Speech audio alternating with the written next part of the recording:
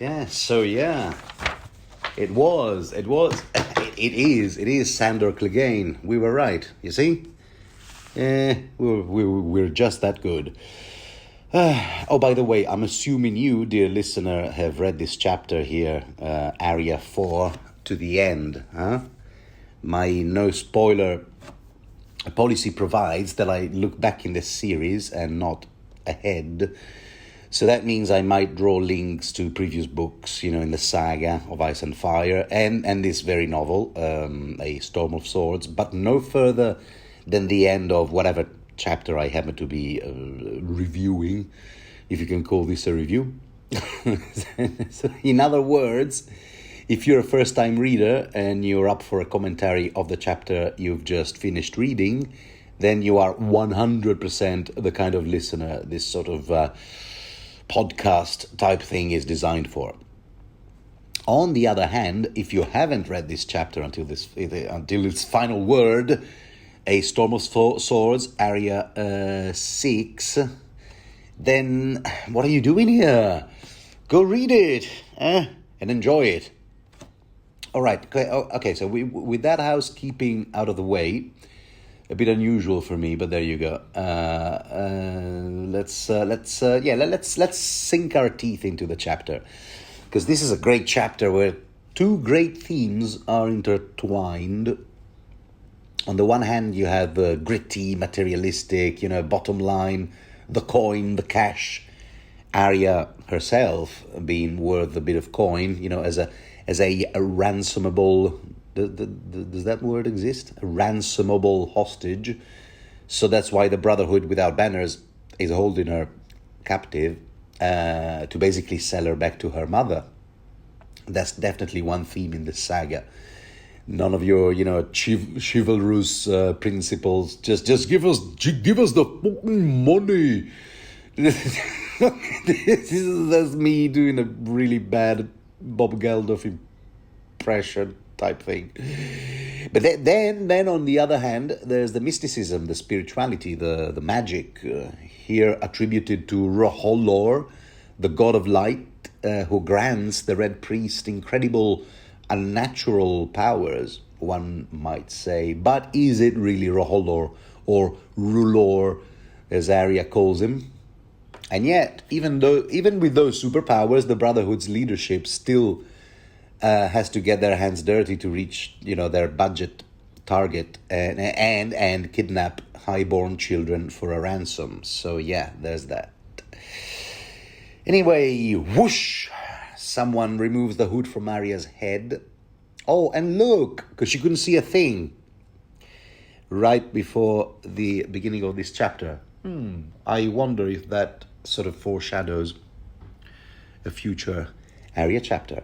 But now she can see again. And look, that someone who removed her hood is Harwin.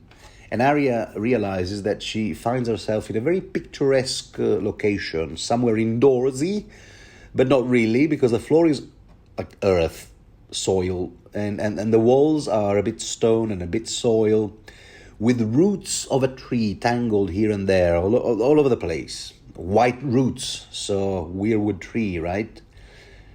And they're described as white snakes, yeah. But, the Steve Vai phase is the one that I prefer, personally. And, so Arya and Gendry have been taken to this proper criminal hideout, which we imagine must have been built underground, beneath a weirwood tree, and all those people keep coming and going from behind these roots. There's a roaring bonfire going right in the middle of the, shall we call it like a great hall? Yeah, all right, we'll call it the great hall. There's even families, Arya spots a few here and there in tunnels. That's how spacious that place is. Do you know what that makes me think about? Terminator, the first one from 1984 with Michael Biehn as Kyle Reese. Yeah, last time while commenting on Samuel 2, I ended up talking about The Divide, from 2011. Now the original Terminator. Looks like I'm on a Michael Biehn retrospective these days. Anyway, yes, when Kyle Reese is having one of his PTSD dreams, you remember, he dreams he's back in the bleak future he grew up in. Remember the scene, and he's entering this underground refuge bunker type thing, and that's what this place kind of makes me think of. An old place, deep and secret, a refuge where neither wolves nor lions come prowling.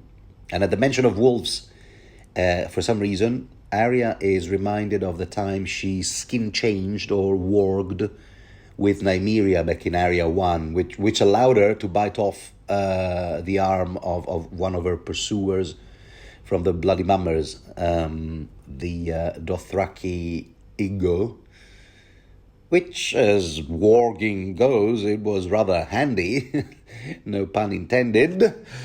Also, she sees two characters she's been curious to meet for some time now. There's the Mad Huntsman, yeah, who she remarks seems a bit quarrelsome, huh? Yeah, Harry, they call him the Mad Huntsman. What did you expect? He doesn't go by the stage name, the Reasonable Huntsman. There must be a reason. Reasonable reason. It's the Mad Huntsman, And the other character is Thoros of Myr, who kind of looks like a shadow of his former self.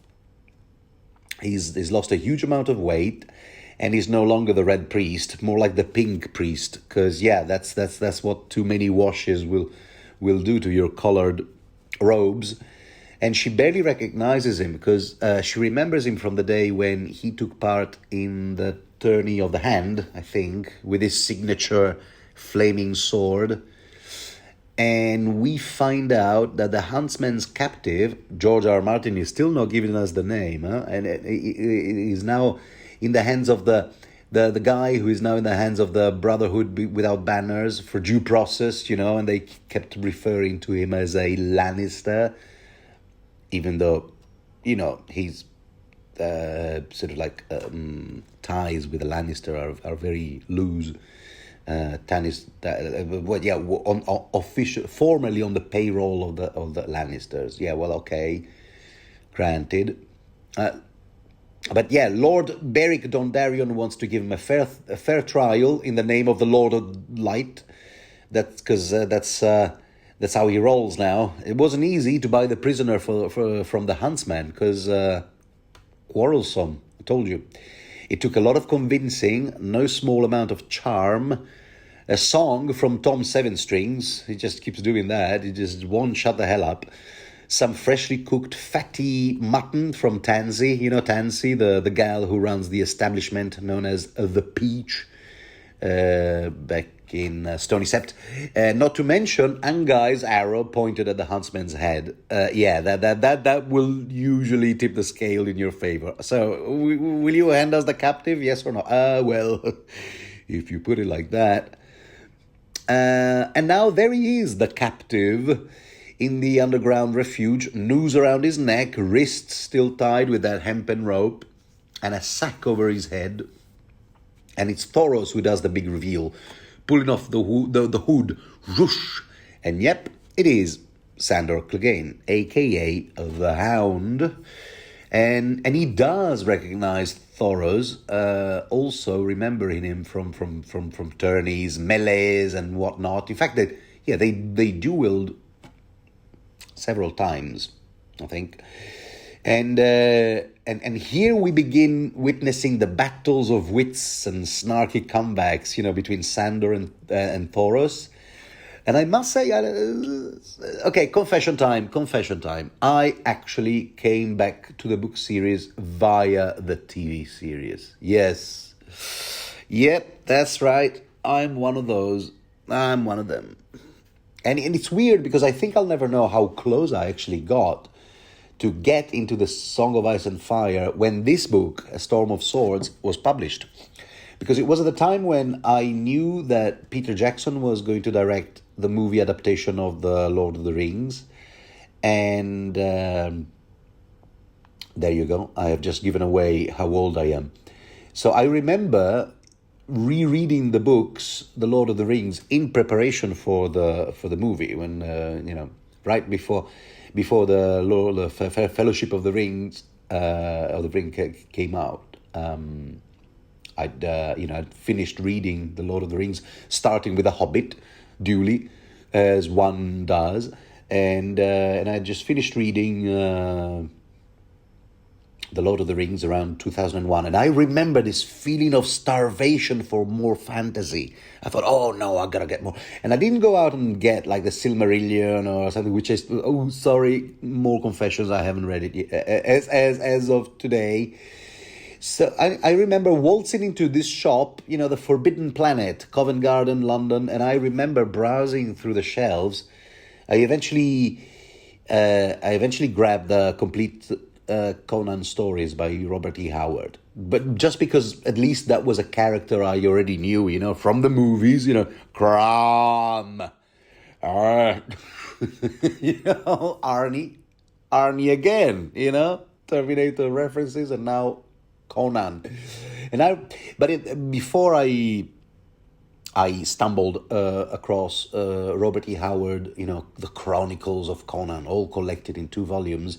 I remember and saying to myself, oh yeah, this one, yeah, I'll grab this, yeah. But I remember before that, picking up and dismissing in turns the various other, Wheel of Time, because at the time, I don't know, they didn't seem to appeal to me at the time. Even Harry Potter, for God's sake, which I still haven't read. The Dune saga, I thought, no, I know there's a little bit of fantasy element there, but no. I remember holding a hard copy of this, A Storm of Swords, and thinking, no, not this one. I don't know why I made that decision way back. True story. No, but I mean, long personal story to say what? That I arrived to the book series via the HBO via the HBO series after hearing the 12 smug friend reminded me how much better the books actually are, and spoiler, they are, in my humble view. And although I'm in retrospective, I'm kind of happy that I actually accessed this story when I had all the first 5 books available to me. And yes, dear listener, I hope you are listening from a better era where The Winds of Winter is actually available to you, because as of now, it still isn't. And okay, let's go back to the chapter. We're done with the autobiographical note. And these battles of wits and snarky comebacks between Sandor and Thoros, I remember watching them first on my TV screen, and I remember Sandor the Hound just chastising Thoros and the Brotherhood in general for drinking rum. Yeah, he goes, how can you guys stomach that sweet garbage? Something like that. So, I was kind of looking forward to reading about the Brotherhood without banners getting shit-faced on rum. Imagine my disappointment when I realized that that detail had been created by the HBO TV series creators, Weiss and Benioff, if I pronounce them right, exclusively for the TV series. Okay, they didn't create rum from scratch, because we will learn that it does exist in this universe. It's made in the Summer Isles. So if you want to grab a pina colada in this universe, dear listener, your best bet is a vacation in the Summer Islands. That's all I'll say. And we know all that because at some point Samuel Tarly will be introduced to rum in A Feast for Crows. So, yep, no spoilers, but yeah, you have that to look forward to. And precisely because of my no spoiler policy, that's all I'll say about that chapter, Sam drinks rum. The end. And that's absolutely all he does in that chapter. Yeah, he just has a few sips of rum and he sleeps it off. Nothing else. Nothing at all. Okay, let's go. Let's get back to this chapter now. Thoros of Myr has actually changed in more than one way. This is what he tells Sandor. The Lord of Light has woken in my heart. Many powers long asleep are waking, and there are forces moving in the land. I have seen them in my flames. Do you know what? This recurrent theme of the magic is now more powerful these days. Compare that to what the pyromancers said. This is off the top of my head, so I didn't exactly make a note on in what chapter they say this to Tyrion, but somehow, because you know that in producing, brewing, whatever, wildfire, spells are involved. It's not just petrol and napalm, whatever. There are also spells involved. And, our production is going as strong as ever. The pyromancer, the alchemists say to Tyrion, the guild who are making wildfire under Tyrion's commission. They say, well, look, we can't explain it, but our spells seems to be doing the magic, literally, better than ever. Dragons are now, roaming around. The three-headed dragon that Varys reported about. Could that be it? But yeah, okay. And now this magic, which again is attributed to the Lord of Light, but the Lord of Light never actually, claimed that, never actually, sent him like a telegram and said, yeah, that's me. Yeah, you can attribute all that to me. We don't know. Thoros now has these powers, but where do they really come from? He can dress them up as yes, it's the Lord of Light, because that happens to be his faith. Oh, well, isn't that convenient? But yeah, he goes, many powers long asleep are waking, and there are forces moving in the land. Told you, I have seen it in my flames. But he doesn't tell us which forces, huh? See, apparently, going back to the human element, he used to be a charlatan, okay? It was all show, I'm the Red Priest, but also a warrior. I'm the warrior monk, that's it. Wearing my red robe, shaving my head off to show my humility. But he was in fact a bit of a con man, who would drink even the late King Robert off a table. But now, with his rediscovered faith, he has become a proper, mystic, shall we say. And what are these powers he's talking about, huh? We'll find out. But the Hound is unimpressed and points out that, well, at the end of the day, they're still hiding under a tree. And Anguy begs to differ. No, sir.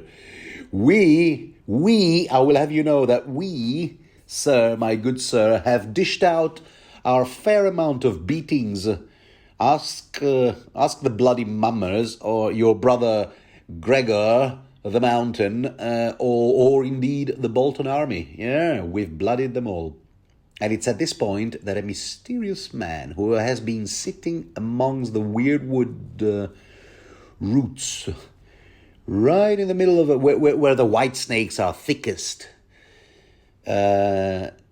is somewhere halfway up the wall. He stands up, starts walking down.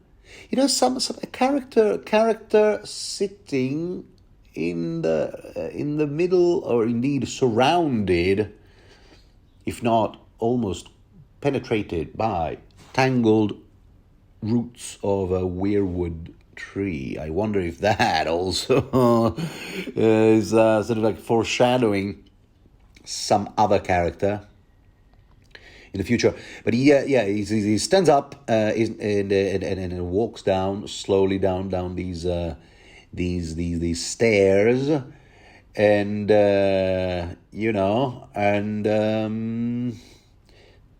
ta-da! He walks towards Sandor, all the while explaining that in fact bringing Sir Gregor Clegane to justice was indeed their initial purpose. But now that they've become a proper army of volunteers,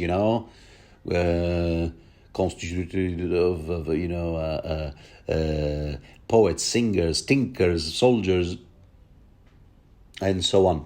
Outlaws now and whatnot. And they keep on fighting for King Robert in defense of the common people, and so on and so forth.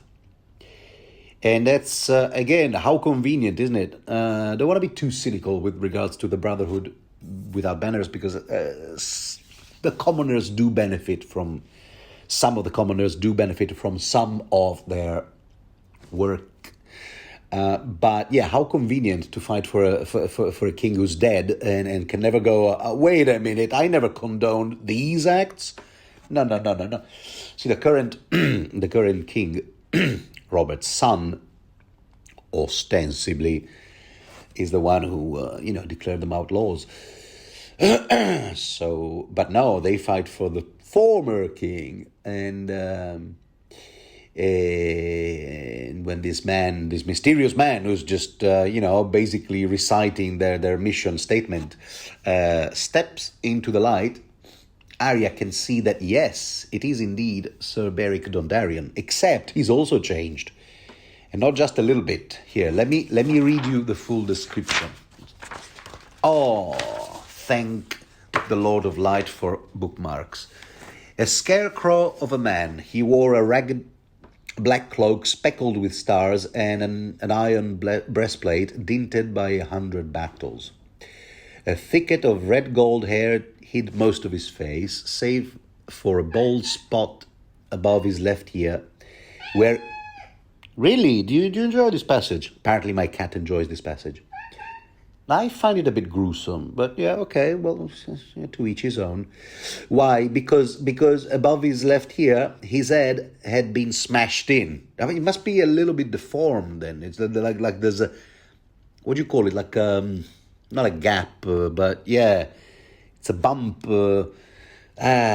He's not attractive, and he used to be quite the heartthrob. You will remember from book 1. Now he's a scarecrow of a man. His head had been smashed in. When he reached the floor, the outlaws moved aside to let him pass. One of his eyes was gone. Arya saw the flesh about the socket scarred and puckered, and he had a dark black ring all around his neck. You see what these things are? These are all the, scars from having been killed. The black ring around his neck was when they hung him, or hanged him. I can never figure out that one.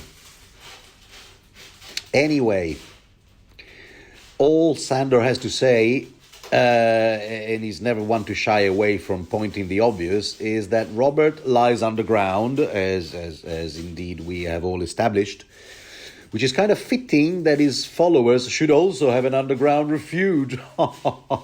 You see, Sandor, see what he did there? Arya, meanwhile, can hardly believe that this is the same Beric Dondarrion that Jane Poole, Sansa's childhood friend, fell in love with. She fell in love with him back in book 1. She said, Sir Beric Dondarrion is so handsome.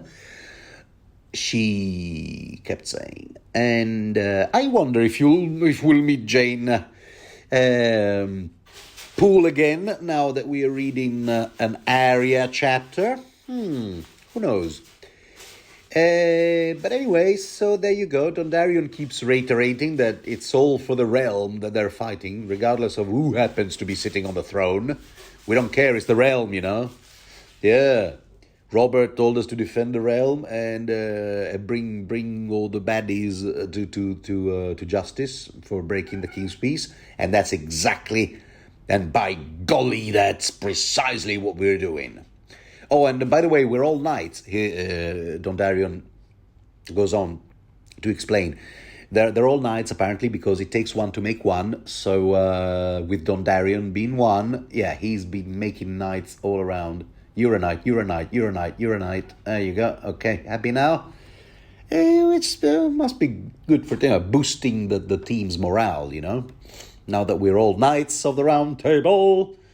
But Clegane isn't interested in any of that. I spit on you, knights. What do you expect him to say? He says a lot of hound stuff All he wants to know is, all right, which one of you losers are you going to whack me or let me go? You know. So we found out the purpose of the hound being there, as I said earlier. Sir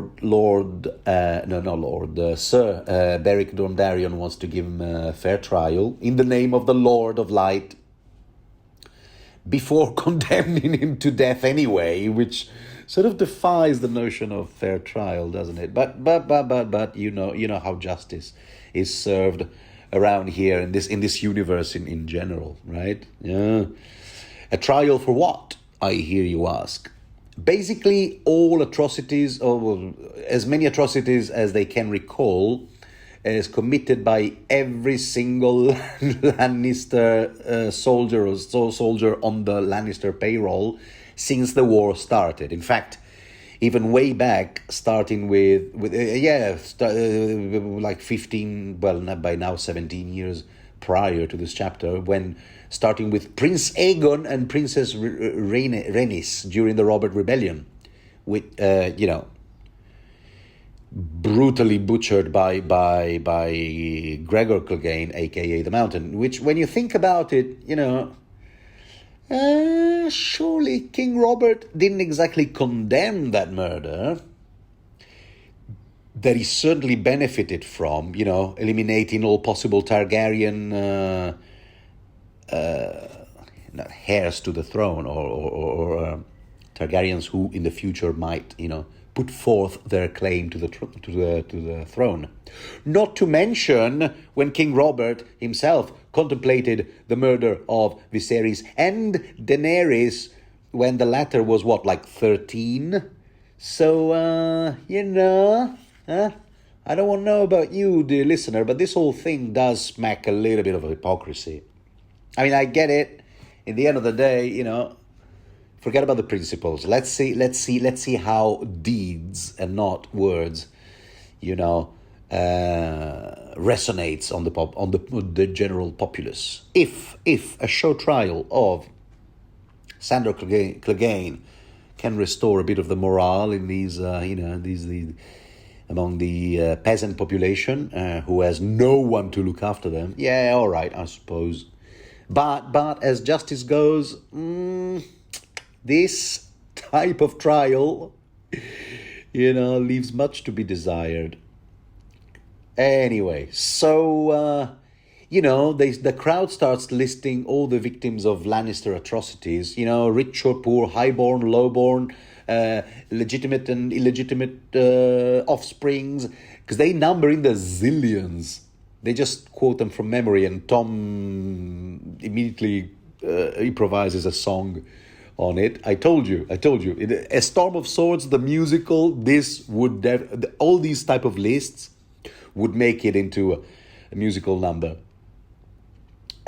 Each of them, like when the mutineers at Craster's Keep start listing all the foods that they think Craster is hiding from them. Ideally rhyming, but anyway, so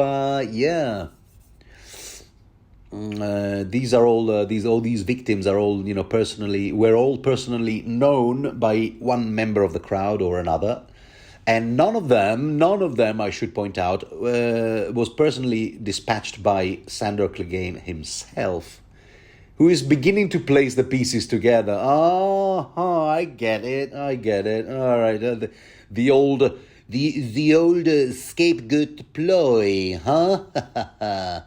Yeah, now I can see that you guys are really knights, because you know what I think of knights. You lie like knights, and I suppose you kill like knights, Knights being little more than glorified hitmen.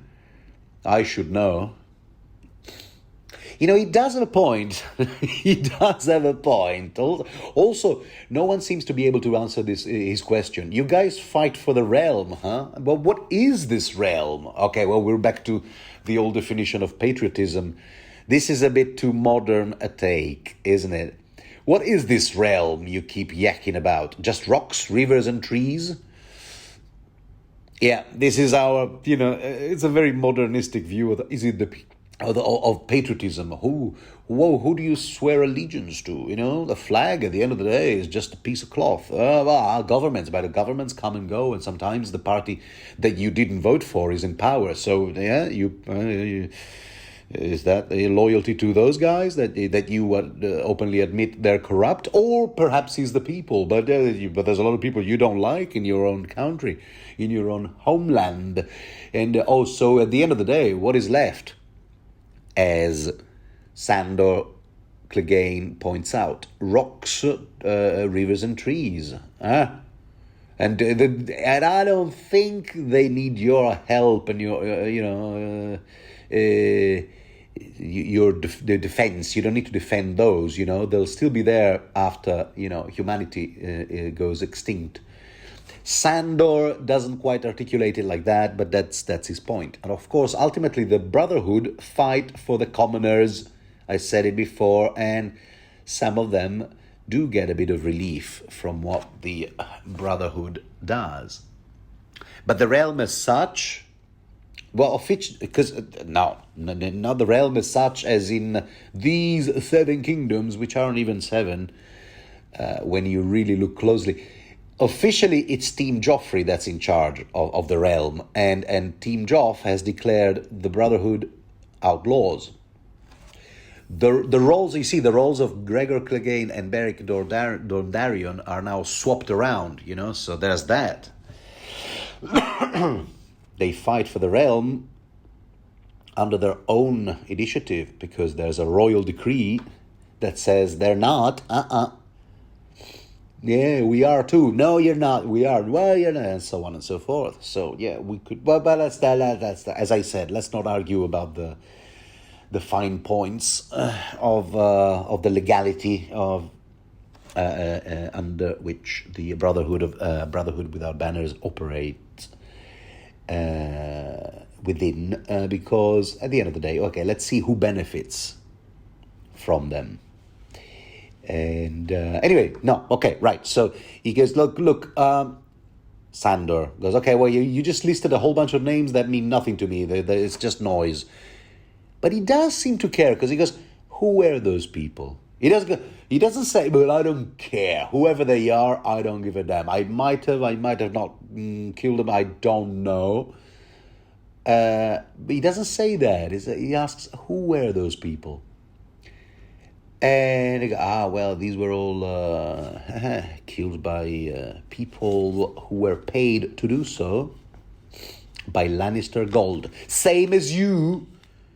Okay, all right. So you're judging me, and you're putting me on trial for associating with, for being you don't have a case, as if that mattered. You don't have a case, you losers.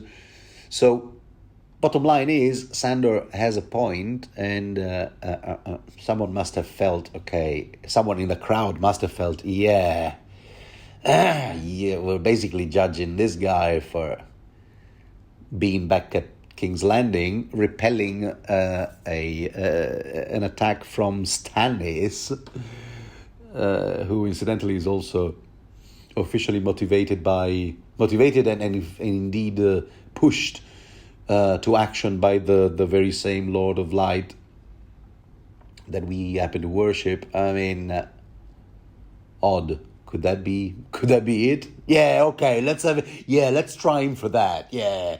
No, I don't know. None of it makes sense. Someone in the crowd must have realized, wait, are we really, really on the right side? Hanging this guy for crimes that he didn't personally commit or commission? The bottom line being, yes, what is needed now is someone with a genuine murder victim that can be laid at the Hound's doorstep. And what do you know? Arya has just the file in her filing cabinet. Micah. I don't need to remind you, the Hound did kill poor Micah under Joffrey's orders way back in Eddard 3. You know, the boy Arya had befriended, and, well, the very reason why Sandor Clegane made it to Arya's kill list, which she recites every night before going to bed. Hence, Arya's final thought in her previous POV chapter. Her prayers had been answered. So she stands up and reminds the Hound of that murder, at which point Clegane recognizes her. Holy crap, you're still alive? Actually, no, you're supposed to be dead. Actually, I think it's interesting that the Hound says, what he says when he recognizes Arya, he calls her, oh, the little sister.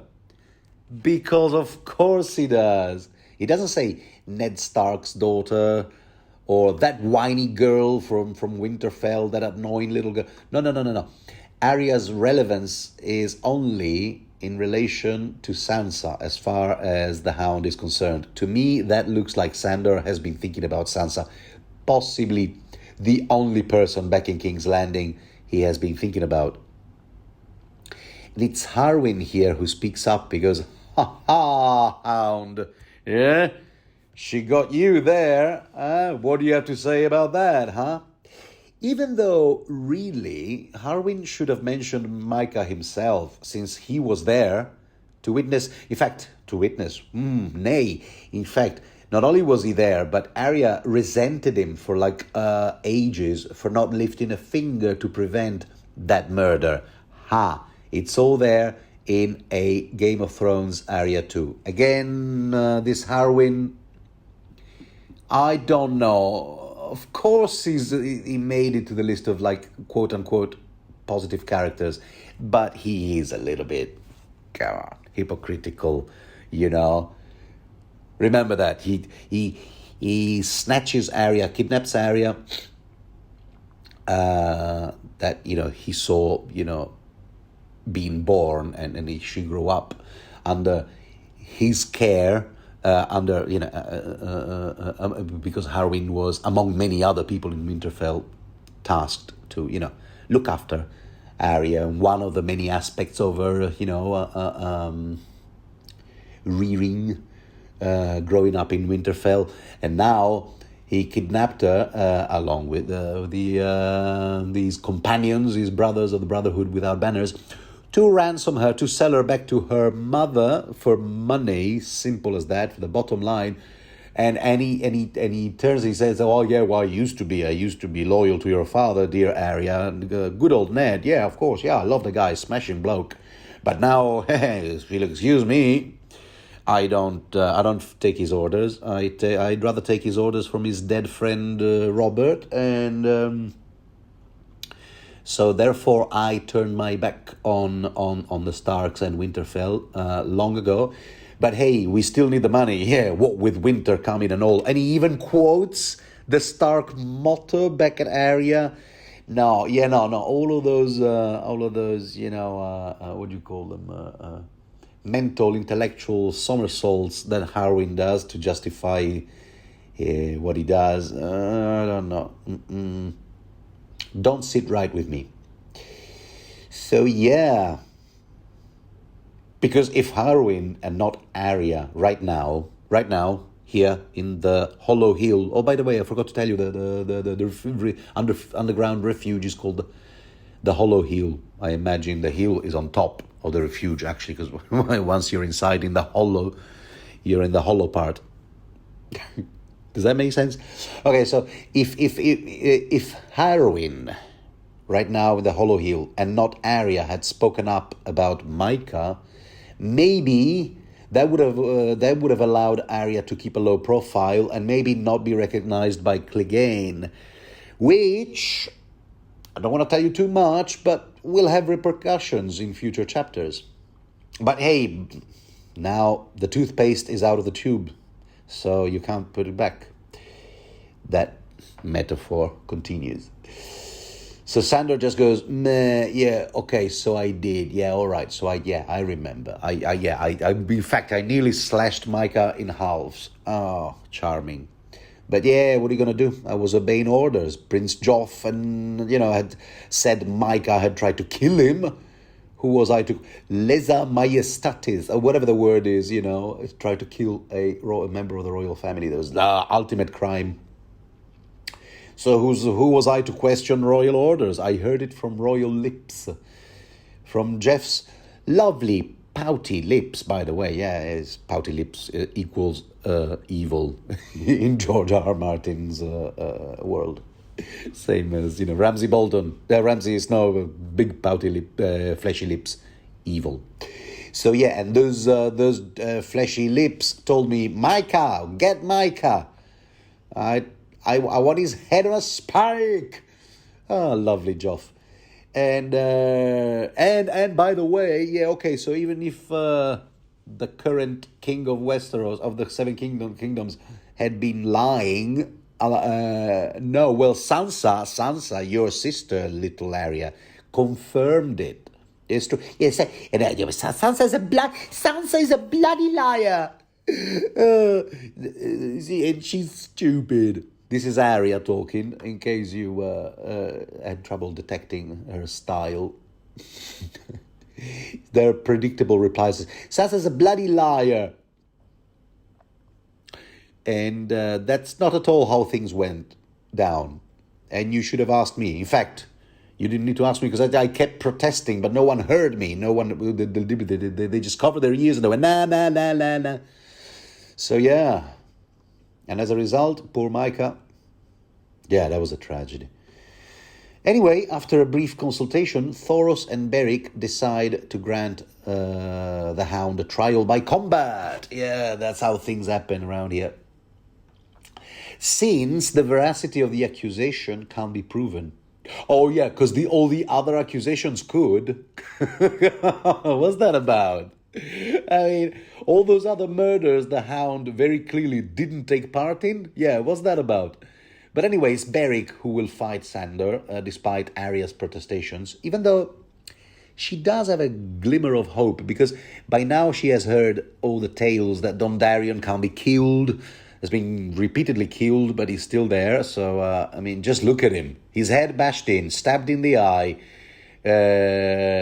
which must also puncture the brain, and then the scar that the rope left around his neck, and he seems to show evidence of previous attempts on his life all over his body. And the evidence is even clearer when he removes his breastplate and shows everyone his naked torso. I mean, the man is, yeah, there was a lance of the spear that, passed through his torso as well. I mean, the man is a mess, a gruesome spectacle. In fact, Gendry is all like, "Mother have mercy." See, both Thoros and Beric are now less, but they're more. In their own words, clearly fans of German architect Ludwig Mies van der Rohe. I'm not sure if I'm pronouncing it correctly. No, but really, what they mean is that they are less about flashy appearances, like knights out of the books, the tales that Sansa used to read and believe to be true, and that's because that's what they used to be, Thoros and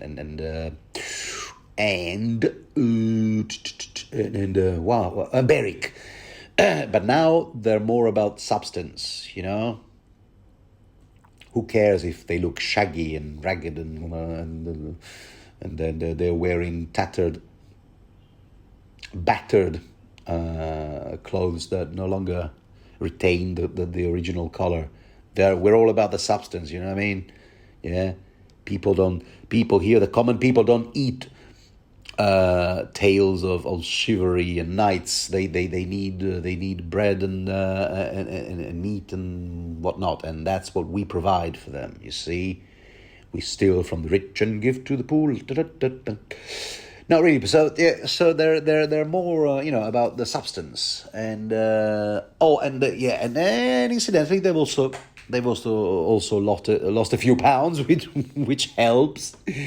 Right. So yeah, they're also fitter, because they run a lot more, and they have to be, they have to be hardened because they sleep on the floor.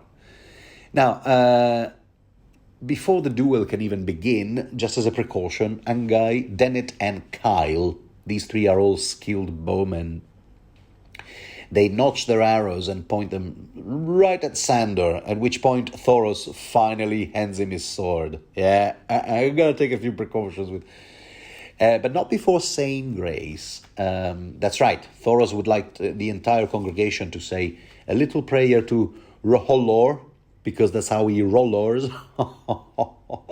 Okay, I'll move on. And it's funny because they conclude their prayers with the customary, the night is dark and full of terrors. Okay, so maybe not funny, haha, but what I mean is this is the same formula and indeed the same intolerant faith embraced by Melisandre, who seems to have been framed as something of a, dare I use the V word, something of a villain, or at the very least Machiavellian and manipulative. But these guys, the Brotherhood without banners, they're portrayed as good guys. Let's just say that on a bad to good continuum line type thing, the Brotherhood without banners is closer to the good, Melisandre is closer to the bad guys, good guys. And if just, both, just a tad hypocritical or righteous. Yeah, righteous. Well, you tell me, dear listener, I guess if one has to judge by how many people benefit from the Brotherhood's work, and I said it over and over again, but, in a utilitarian way, Jeremy Bentham kind of, well then, I guess, yes, the Brotherhood without banners are definitely closer to quote unquote being the good guys. And of course, I suppose ultimately a case could be made for Melisandre genuinely believing all that stuff she thinks she sees in the flames, or rather believing her own interpretations of the stuff she sees in the flames, and honestly believing that yes, she's an instrument of Roller that has to enable Stannis to grab the crown and the throne, because the Roller tells her that Stannis is the kind of king that the realm would benefit from, and then she dresses Stannis up as in her mind as Azor Ahai reborn and all that junk. Who knows? But one thing I'm convinced of, and here it is, this is certain. There's one thing that Thoros and Melisandre have in common, is that they both kind of see themselves as missionaries, ultimately converting people in a strange land they are not native of, and quite successfully, I must say. I mean, look at the Florents, or the Florent, if you want to give them a French flavor. The main house backing Stannis, and over there, and then look at the Brotherhood without banners over here. All, each and every one a faithful servant of the Lord of Light. So yeah, anyway, a little bit of a pissing contest between Beric Dondarrion and the Hound, because the lad is all like, you're afraid of my magic skills, huh? Look at that, because the latter, as a reply, the Hound obviously has a reply to the prayer. He just goes, yeah, I'll tell you what, I am the terror around here. And this cave is dark enough, all right. But, wait for it, Beric has an answer to darkness and terror. He lights his sword on fire. Whoosh, yay. Now, we know for a fact that this is not the same trick Thoros used to light his own sword on fire way back, from those melees and tourneys. And we had it from Gendry way back. He literally told us, that what Thoros did with his sword, that was an alchemist's trick. And besides, wildfire ruins the steel, which is why Thoros had to purchase a new sword after every tourney. This was back in Arya IV, this same book.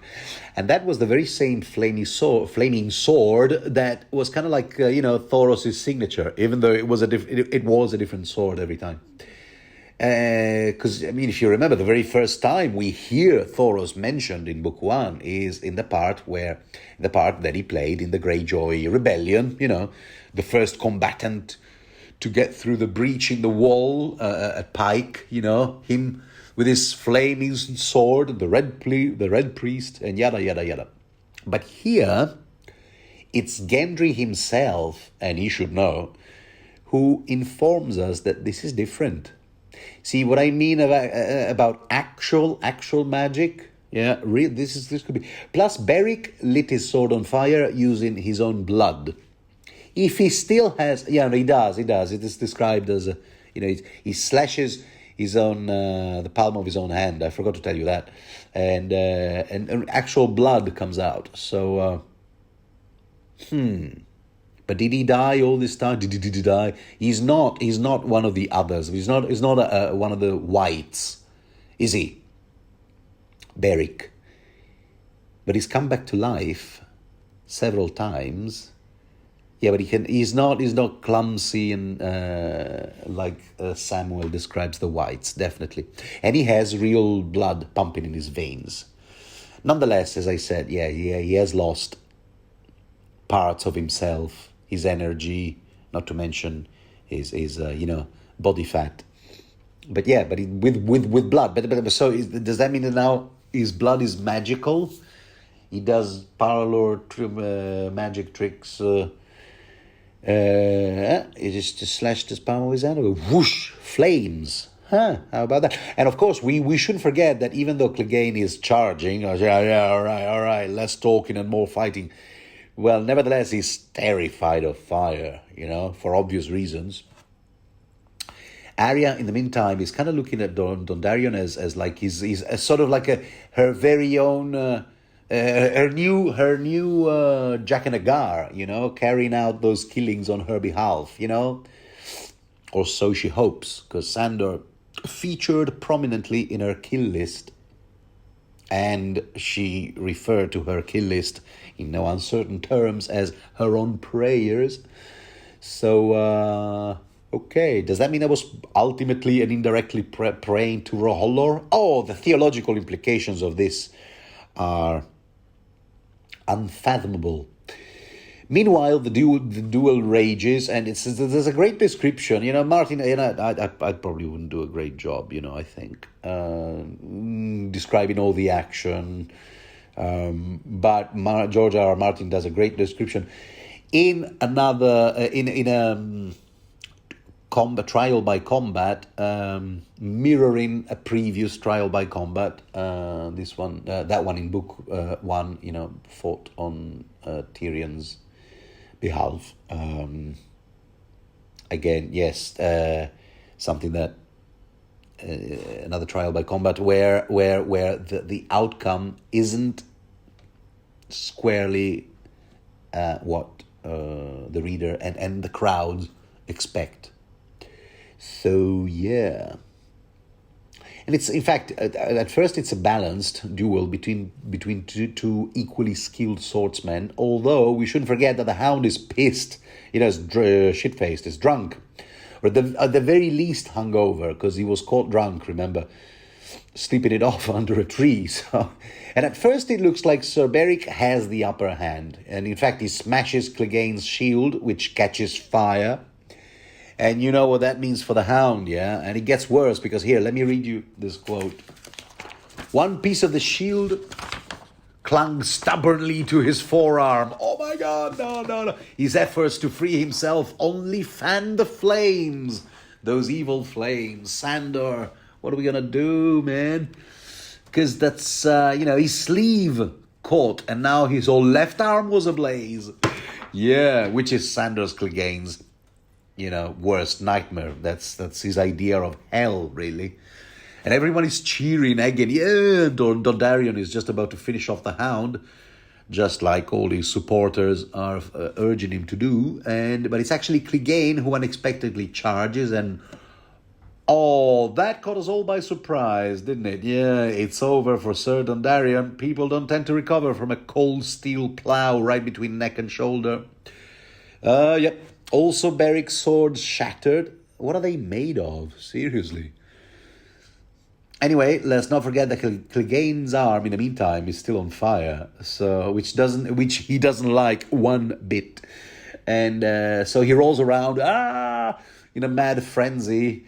Arya, all disappointed in the meantime, but she's kind of doubting the intervention of all these gods, the grown-ups keep yakking about, because she knows for a fact that the Hound is guilty. So why did the gods allow him to kill Beric in a trial by combat, and the Hound, who by the way can't seem to extinguish the flames, and he's now crying like a baby, and he needs help because he still has PTSD. Why wouldn't he? From fire. I told you, fire still gives him nightmares to this day. Somebody help him! Some gal called Melly does see to Clegane's burns. Funny, huh? Melly. See to his burns. Melly. Melly being what lots of readers call Melisandre. Interesting. Why even ironic, I should say. I'm sure I'm not the first person to notice that.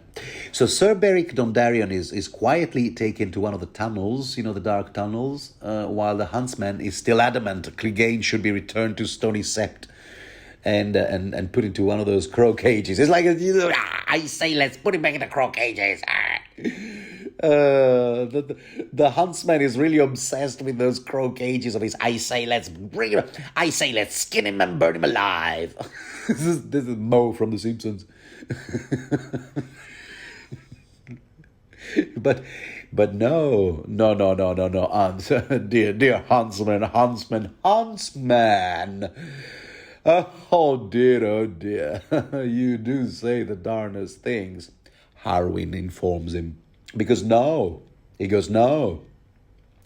If Rohalor has found the guy innocent, we've got to let him go, sir. And Arya is all like, oh, shoot, gosh, darn, blast it, gee whiz. Wait, who is R'hllor? Because she doesn't give a flying saucer, I'll have you know, about their faith, which is clearly faulty. Because no, the Hound is guilty. I tell you, I'm telling you, she has the hard facts. Without waiting for a reply, she just grabs a dagger. She snatches it from Greenbeard, this character Greenbeard, and she's unstoppable.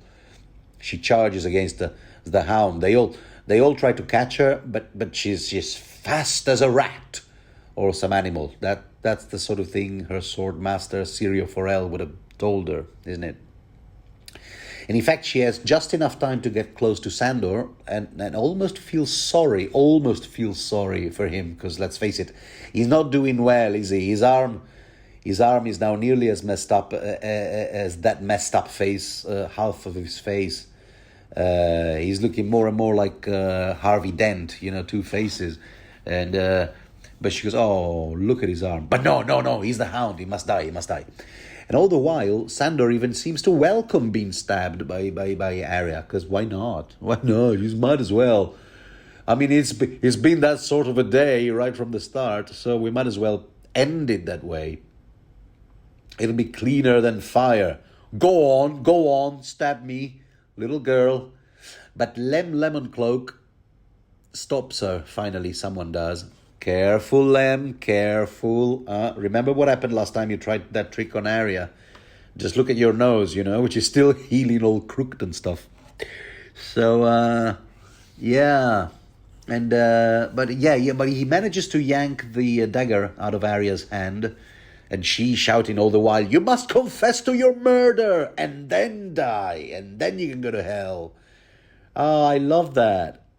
These almost sound like lines spoken by a certain Dornishman to another Clegane in a future chapter. But I'll shut up about it for now. And so she keeps shouting, first you have to confess. You killed Micah. And then you can go to hell. And this is where someone behind her simply whispers, he has been to hell already. She turns around and wow, who spoke these words if not Sir Beric Dondarrion?